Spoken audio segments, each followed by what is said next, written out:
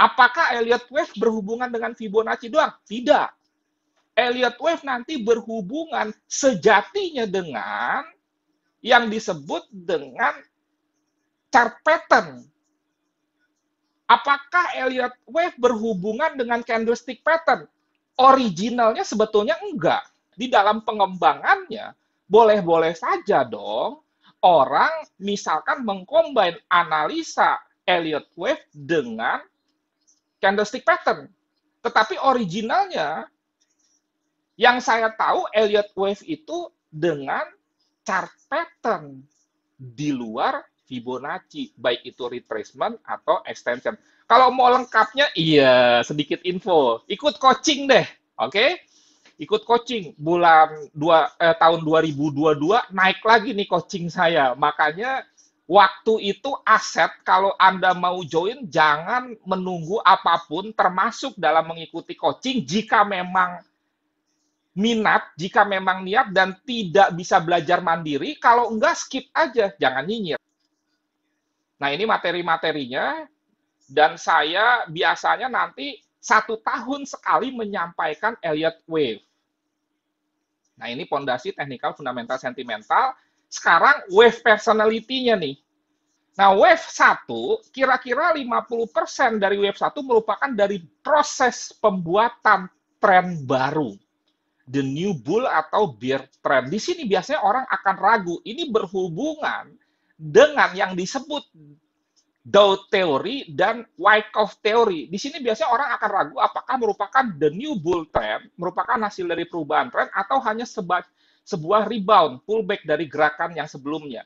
Pada umumnya wave 1 merupakan yang terpendek dari sebuah impulse wave yang berjalan dengan 5 wave. Ingat ya, wave 1 ini biasanya yang bisa masuk entry, berarti kan buy di bawah banget, berarti kan itu baru terjadi pembalikan tren. Ini biasanya hanya institusi besar. Trader profesional, artinya profesional itu punya dasar keilmuan, punya dasar pengetahuan. Biasanya dia nggak dapat nih momentum wave 1, karena wave 1 itu merupakan sebuah pembalikan tren dari misalkan turun jadi naik. Ini hanya institusi besar yang tahu karena mereka memiliki resource, informasi, tools, dan lain sebagainya. Jadi amannya memang kita mengikuti gerakan dari big boy dan itu di wave 3. Terkadang wave 1 berjalan dengan begitu dinamis, khususnya jika hal ini terjadi pada kondisi perubahan tren. Oke, personality yang kedua, wave 2, adalah gerakan koreksi retrace. Makanya Fibonacci retracement, bukan Fibonacci expansion atau extension. Retrace dari wave 1, biasanya koreksi ini cukup dalam, berkisar antara 50 sampai 66%, bukan 61,8 ya, 66% dari wave 1. Sering juga terjadi retrace mencapai 100% dari panjang wave 1, maka itu disebut sebagai chart pattern double bottom. Dalam gerakan wave 2 merupakan koreksi dari wave 1 disebabkan oleh masih optimisnya para seller dalam sebuah downtrend. Bagaimanapun bottom dari wave 2 akan tetap bertahan di atas bottom wave 1. Jadi, ya, sebetulnya mengidentifikasinya nggak terlalu sulit. Kalau misalkan nih, ini dari turun gitu ya, ini dari turun, terus dia naik. Kalau dia tidak berhasil membreakout ini nih, low ini, sehingga double bottom ini gagal, ada kemungkinan tidak terjadi pembalikan tren, penerusan tren dari ini. Tetapi jika dia bertahan dan dia bahkan membentuk new high yang baru, higher high yang baru, ada kemungkinan terjadi pembalikan tren. Makanya dasar dari Elliott Wave juga Anda harus bisa menentukan swing high, swing low. Makanya ada urut-urutannya nih. Makanya saya nggak bisa juga menyampaikan lengkap karena waktunya terbatas. Nah, di dalam wave 2 atau wave 4 tergantung, karena salah satu dari wave 2 atau wave 4 itu nanti ada yang simple, ada yang complicated atau kompleks. Nah, biasanya kalau di kompleks dia terbentuk chart-chart pattern. Nah, kalau di wave 2 biasanya simple. Biasanya ya.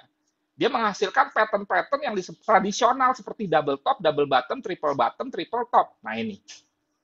Kemudian wave 3, ini yang terpanjang biasanya terjadi gap-gap sangat tajam. Transaksi meningkat, ingat kalau kita bicara volume ya, kalau di saham, forex, saham dan kripto tuh bisa dicek volume transaksinya. Kalau di forex gold kita harus ke COT.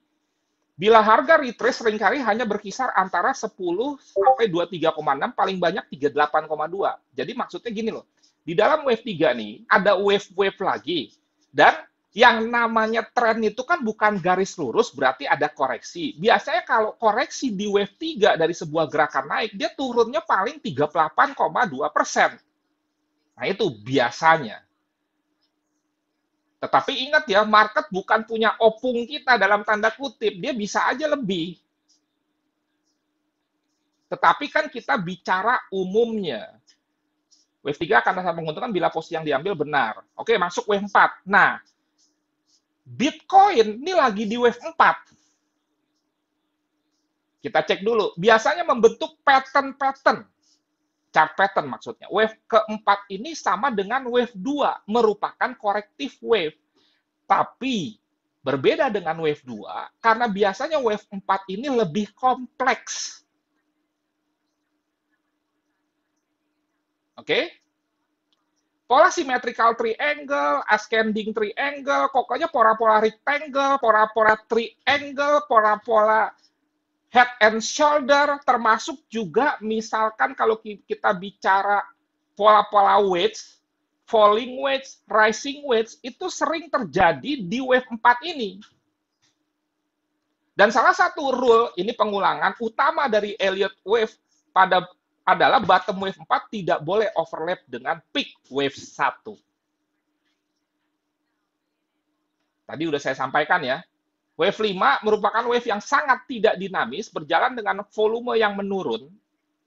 Pada umumnya indikator oskilator kalau dikombin dengan indikator membentuk divergen yang memberikan signal akan terjadi market top atau bottom. Peak cukup predictable. Pada kondisi ini, para wave analis bersiap diri untuk melakukan sell. Sementara kalangan awam justru masuk buy, karena sebelumnya begitu terkesima melihat gerakan wave 3 yang sangat dinamis. Nah, ini nggak perlu saya terangkan dulu, wave ABC-nya saya nggak perlu terangkan dulu, karena nanti terlalu lama gitu. Yang penting ini Anda ingat, ini tadi ya, ini wave 1, wave 2, 50%, 61,8% dari ini. Wave 3 ini 161,8. Kemudian nanti di sini wave 4, di sini juga ada nih, wave 4, 38 sampai 61,8% wave 4 dari wave 3. Dari wave 3 ya. Oke, sekarang kita langsung saja implementasinya. Tetapi perlu saya sampaikan juga bahwa yang dimaksud dengan counting wave ini seperti ini nih. Jadi ini wave 1, ini wave 2, ini ya wave utamanya nih. Kemudian di dalam ini nih wave 1, 1, 2, 3, 4, 5. Kan gitu. Jadi di dalam wave ada wave lagi, makanya nggak mudah.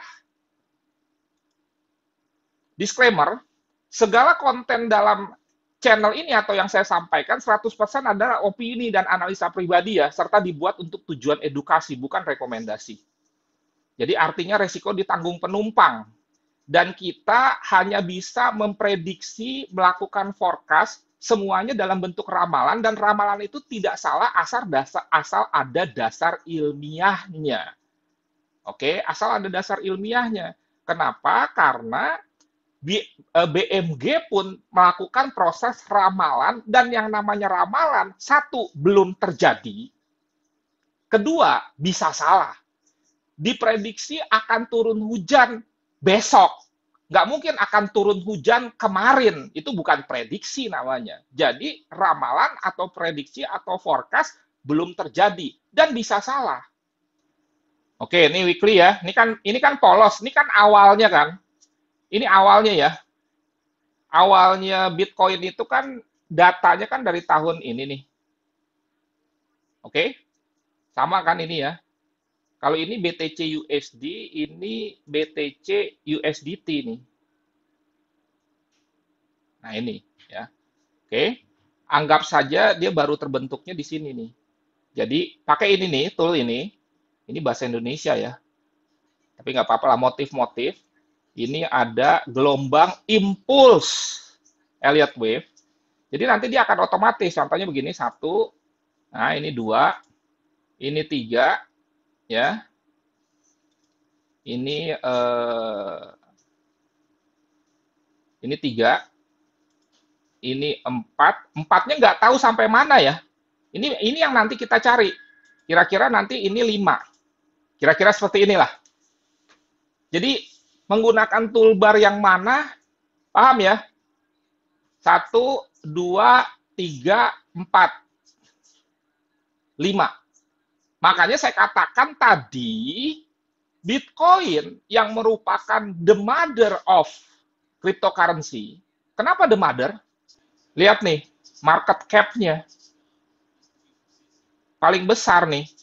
Dua ini paling besar dan prosentasenya perbandingan dengan koin-koin yang lain tuh jauh ya.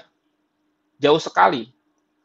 Sehingga biasanya kita cukup memprediksi Bitcoin atau kalaupun dua Ethereum itu sudah mewakili semuanya.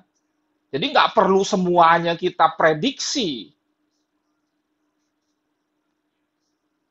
Lanjut ke sini. Nah, ini saya balikin aja langsung ke sini. BTC USD.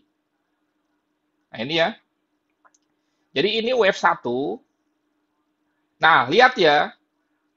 Ini puncak higher high dari wave 1. Ini penting karena nanti kalau misalkan di sini wave 4, maka sebetulnya prediksi terburuk kalau dia masih turun bisa ke sini loh. Saya nggak nakut-nakutin. Enggak. Tetapi di dalam teori Elliott Wave, kalau misalkan Bitcoin turun ke sini, maka dia tetap masih dalam kerangka koreksi dari sebuah tren yang naik. Jadi kira-kira sampai kemana? Sampai ke 19.850. Tenang aja, jangan khawatir. Kalaupun dia turun ke sini, kan berarti dia turun begitu. Enggak. Dia turunnya bertahap. Naik, turun, naik, turun, naik, turun. Tetapi turunnya masih ada potensi ke sini jika memang dia turun sampai 2022 nanti. Kira-kira seperti itu. Sampai sini bisa diterima? Jadi ini wave 1, ini wave 2, ini wave 3. Makanya kalau Anda perhatikan gerakan Bitcoin di era ini sampai di sini itu kencang sekali. Dan setelah itu dia turun, dia membentuk wave 4. Coach, kok ini wave 4 bisa di atas wave 3, Coach? Bisa. Makanya nanti kalau Anda belajar dengan lengkap bahwa di wave 4 ini ada yang disebut dengan wave yang kompleks. Wave yang kompleks itu ada 3 nanti, yang membentuk rectangle, yang membentuk triangle, yang membentuk seperti head and shoulder. Ini kepala, ini bahu kiri, ini nanti bahu kanan. Nah, kira-kira seperti itu. Sekali lagi, jangan panik. Tetapi ini perlu kita ketahui, sehingga sebetulnya nanti dalam kondisi terburuk, kita punya strategi dalam kaitannya dengan robot. Saya sudah sampaikan nggak ya di BTS Nasional, kita punya 5 robot, harusnya jangan 5-5-nya nanti diaktifkan kalau Anda nggak riset. Kalau saya aktifkan 5-5-nya untuk riset. Tapi kalau Anda misalkan hanya punya satu account, di mana Anda satu account itu 5 bot, maka tolong 2 ini disimpan dulu untuk kita akan aktifkan sebagai pasukan cadangan. Wow. Kan gitu, kalau kita mau perang nih, jangan maju semua dong pasukan kita. Ada yang kita simpan supaya ada tenaga baru. Kita simpanlah 2 bot. Terserah modalnya. 3 bot jalanin dulu. Kita anggap dia sudah di bottom dari wave 4-nya kalau memang ke sini, dan saya nggak bilang pasti ke sini, baru kita jalankan 2 lagi. Kok jalanin sekaligus 5 buat riset. Kalaupun Anda sudah menjalankan 5 robot, bikin account 1 lagi. Oh, jualan. Enggak, tetapi untuk kebutuhan kita. Sehingga kita masih punya cadangan-cadangan robot yang lain.